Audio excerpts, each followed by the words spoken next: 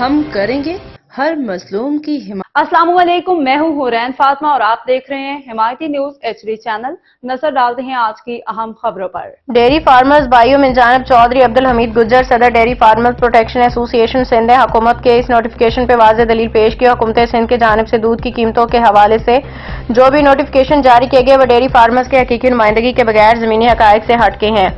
ये एक हकीकत है। पिछला नोटिफिकेशन 2024 भी हाई कोर्ट के वाज़ेह अहकामात और दबाव के नतीजे में मिला था, ना कि हुकूमत की रजामंदी से।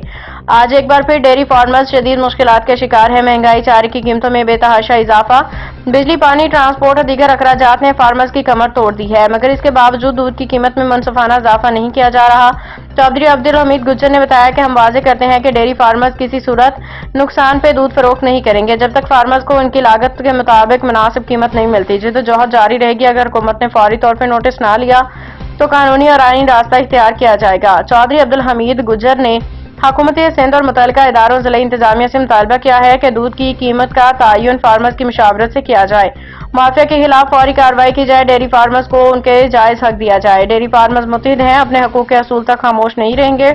नंजानब चौधरी अब्दुल हमीद गुज्जर सदर dairy farmers protection association Sindh. Hakim Ali दल की रिपोर्ट।